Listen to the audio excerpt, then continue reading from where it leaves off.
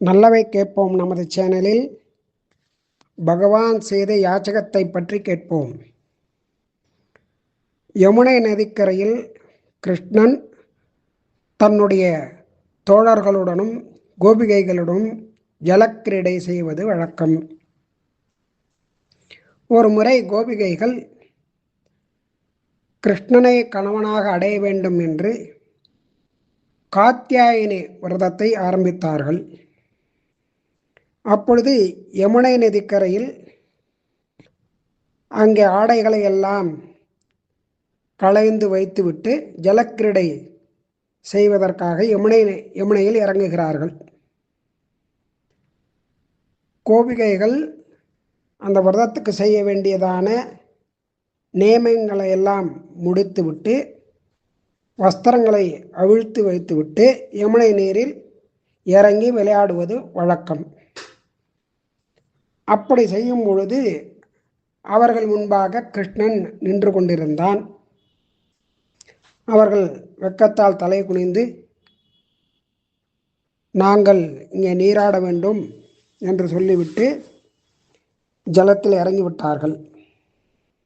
அதற்குள் கண்ணன் என்ன பண்ணான், அவர்களுடைய வஸ்திரங்களை எல்லாம் எடுத்துக்கொண்டு அந்த கதம்ப மரத்தின் மேலே ஏறி உட்கார்ந்து விட்டான்.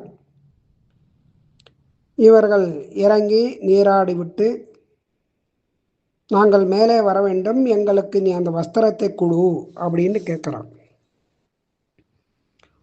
உடனே இவன் சொல்கிறான், யமுனைங்கிறது பவித்திரமான ஜலம், அதில் வஸ்திரம் இல்லாமல் நீராடக்கூடாது, வஸ்திரம் இல்லாமல் ஸ்நானம் பண்ணால் பிராயச்சித்தம் பண்ணணும், அது சாஸ்திரியம் கிடையாது, வஸ்திரம் இல்லாமல் நீராடுவது சாஸ்திர விரோதமாக நீங்கள் பண்ணினத்தினால அதுக்கு பிராயச்சித்தத்தை பண்ணுங்கோ அப்படின்னு சொல்கிறான் கண்ணன். பிராயச்சித்தம் ஹி சர்வேஷாம் பாபானாம் மம வந்தனம் தத்தோமே சந்நிதிம் பிராப்பிய நமத பிரேமபூர்வகம். இவன் என்ன சொல்கிறான், நாங்கள் அறியாத பிள்ளைகளோ, எங்களுக்கு சாஸ்திர ஞானமோ இதெல்லாம் எங்களுக்கு தெரியாது, அதனால் என்ன பிராயச்சித்தம் பண்ணணும் அப்படிங்கிறதும் தெரியாது, நீயே சொல்லு, அதை நாங்கள் பண்ணுகிறோம் அப்படிங்கிறார். ரொம்ப பிரீத்தியோட பக்தியோட ஆசையோட அதாவது பிரேமத்தோட என்ன நீங்கள் நமஸ்காரம் பண்ணுங்கோ, அஞ்சலி பண்ணுங்கோ அப்படிங்கிறான். அப்போ தான் நான் வஸ்திரத்தெல்லாம் கொடுப்பேன் அப்படிங்கிறான். அவள் ஜலத்தில் இருந்துட்டபடியே அஞ்சலி பண்ணுறான். இப்படியெல்லாம் பண்ணால் நான் ஏற்றுக்க மாட்டேன், எழுந்து வந்து என்கிட்ட வந்து பண்ணுங்கோ, 2 கையை மேலே தூக்கி நீங்கள் பண்ணணும், அப்படி பண்ணினாதான் நான் அதை ஏற்றுப்பேன் அப்படிங்கிறான். வெக்கத்தை விட்டுட்டு தலைக்கு மேலே கையை தூக்கி அஞ்சலி பண்ணணும் அப்படின்னு சரணாகதி பண்ணுங்கோங்கிறான். அதாவது சரணாகதி பண்ணுற பாவத்தில் பண்ணணும் அப்படின்னு சொல்லி அவகிட்ட சொல்கிறான். இப்போ பரிசுத்தமான பாவனையோட அவனிடத்துல இதை பண்ணணும் அப்படின்னு. உடனே அவெல்லாம் என்ன பண்ணுறா, முதல்ல தயங்கினா, அதுக்கப்புறம் எல்லாரும் அவங்கிட்ட கையை மேலே தூக்கி சரணாகதியை பண்ணினான். உடனே சொல்கிறான், கோபிகைகளே, உங்களுடைய விருப்பம் என்னன்னு எனக்கு தெரியும், அதனால் இந்த யமுனை நதிக்கரையில் இருக்கக்கூடியதான மணல் திட்டில் ஒரு பௌர்ணமி அன்னைக்கு ராத்திரி நீங்கள் எல்லாரும் இங்கே வந்துடுங்கோ, உங்களுக்கு நான் என்ன கொடுக்கணுமோ அதை கொடுக்குறேன், உங்களுடைய விருப்பத்தை நிறைவேற்றுறேன் அப்படின்னா. சரின்னு எல்லாரும் ஒரு பௌர்ணமி ராத்திரி வந்துட்டா, அந்த மணல் திட்டுக்கு வந்துட்டா, எல்லாரும் காத்துட்டுருக்கா. அங்கே தான் கண்ணன் அந்த ராசலீலையை நடத்துகிறான். ராசலீலை அப்படிங்கிறதான நடனம். அதை அவளோட சேர்ந்து ஆடி பாடி சந்தோஷமாக அவளை சந்தோஷப்படுத்தி இவனும் சந்தோஷப்படுறான். இதுதான் கோபிகைகள் பண்ணினதான காத்யாயினி விரதம். இதுக்காக தான் விரதத்தை பண்ணினாவான். இங்கே கிருஷ்ணனுக்கு அப்பொழுது வயது 7 அல்லது 8 வயது. இவர்களும் ஆயர்சிறுமியர்கள், அதனால் சிறுவர்கள்.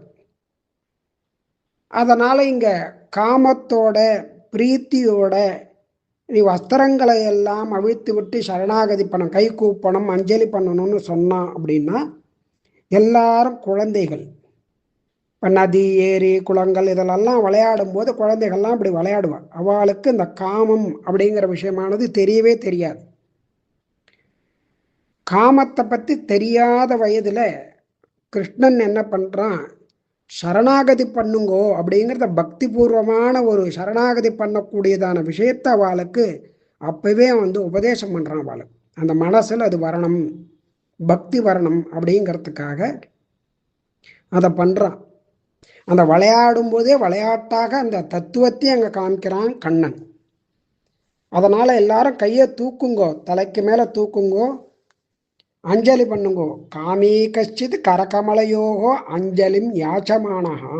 தன் அடியார்களிடத்துல பகவான் யாசிக்கக்கூடியது எதை யாச்சனம் பண்ணுறான் அப்படின்னு கேட்டால் அஞ்சலி. அவனுக்கு வேண்டியது அஞ்சலி பண்ணணும். அஞ்சலி பண்ணிட்டா போகிறோம், அதை சரணாகதின்னு எடுத்துக்கிறான். எடுத்துட்டு அவளுடைய பாவங்களெல்லாம் போக்கடிக்கிறான். வஸ்திரம் இல்லாமல் குளிச்சுட்டா அந்த ஸ்நானம் பண்ணினத்துக்கு ஒரு பிராயச்சித்தம் பண்ணணும். அந்த பிராயச்சித்தம் என்ன அப்படின்னு கேட்டால் அஞ்சலி தான். அஞ்சலி பரமாமுத்ராங்கிறார் ஆளவந்தார். அதனால் அஞ்சலி தான், சரணாகதி தான் எல்லா விதமான பாபங்கள்லேருந்து காப்பாற்றக்கூடியது. கஜேந்திரன் சரணாகதி பண்ணால் ஓடி வந்து காப்பாற்றினான் பகவான்.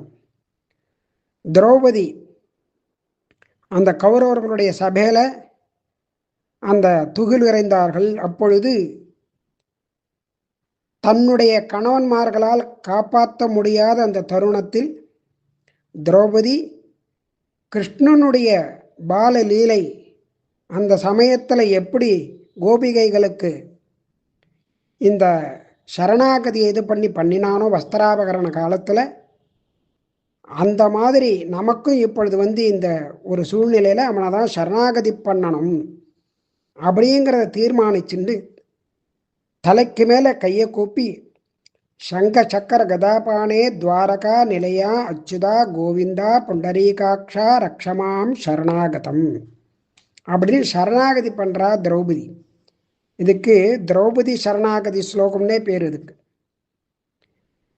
சங்கு சக்கரங்களோட கதையோட தரிச்சுட்டு இருக்கக்கூடியதான துவாரகாவாசி எம்பெருமான் தாமரைக்கண்ணனான புண்டரீகாட்சனான அந்த கண்ணனை தியானம் பண்ணிட்டு பிரார்த்திக்கிறான்.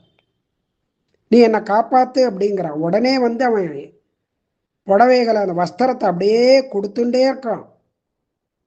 திரௌபதியினுடைய மானத்தை காப்பாத்துறான். இந்த சரணாகதி தான் ஆனுகூல்யச சங்கல்பா பிராதிகூல்யச வர்ஜனம் ரட்சிசதி இது விஸ்வாசா கோப்திருத்த வர்ணம் ததா அப்படின்னு சாஸ்திரப்படி இந்த விரோதம் இல்லாமல் நடக்கிறது. பகவான் மேல பரிபூர்ணமான விசுவாசம், நம்பிக்கை. அந்த நம்பிக்கையோட என்னை காப்பாத்துன்னு பிரார்த்திச்சுக்கிறது. அதாவது தன்னாலும் தன்னை சேர்ந்தவர்களாலும் மற்றவர்களாலும் நம்மை காப்பாற்ற முடியாத சூழ்நிலையில் பகவானால் மட்டுமே காப்பாற்ற முடியும் அப்படிங்கிறதுனால அவன் மேல திருடமான ஒரு விசுவாசம், அந்த நம்பிக்கையோட அவனிடத்துல சரணாகதி பண்ணணும் அப்படிங்கிறதான தத்துவத்தை காமிக்கிறான் இங்கே பகவான். திரௌபதி விற்த்தாந்தத்திலையும் சரி, கஜேந்திர விற்த்தாந்தத்திலையும் சரி, இந்த கோபிகா வஸ்திராபகரணத்திலையும் சரி பகவான் இப்படி காமிக்கிறான். இதுதான் ஆண்டாள் தன்னுடைய திருப்பாவை பிரபந்தத்தில் முதல் பாசுரத்திலேயே நாராயணனே நமக்கே பறை தருவான் அப்படின்னு காமிக்கிறான். அவனால் மட்டும்தான் ரட்சிக்க முடியும் இந்த ஜீவாத்மாக்களை. ஆனால் மகா விஸ்வாசத்தோட எம்பெருமானிடத்துல யார் சரணாகதி பண்ணுறாலும், இந்த சரணாகதி அப்படிங்கிறது நித்திய பிரபத்தின்னே ஒன்று உண்டு. நித்தியபடி ந தர்மனிஷ்டோஸ்மி நச்சாத்மவேதி ந பக்திமான் தொச்சரணாரவிந்தே அகிஞ்சனா அனன்யகதி சரண்ய தொத்பாத மூலம் சரணம் பிரபத்தியே அப்படின்னு அவனிடத்துல நித்தியபடியே பண்ணணும்னு ஆளவந்தார் நமக்கு காமிச்சு கொடுத்துருக்கார். இப்படி பெரியவர்களுடைய வழியிலேயும் எம்பெருமான் காட்டின வழியிலேயும் நித்தியப்படி அவனுடைய திருவடியை ஸ்மரித்து கொண்டு நாம் சரணாகதியை பண்ணிண்டே வந்தோமானால் தினந்தோறும் ஏற்படக்கூடியதான பாவங்கள்லாமும் தொலைந்து போகும். அந்த எம்பெருமானுடைய அனுக்கிரகமானது பரிபூர்ணமாக கிடைக்கும். அப்படிங்கிறது தான் அந்த சரணாகதியினுடைய தத்துவம். மற்றவை நாளை கேட்போம்.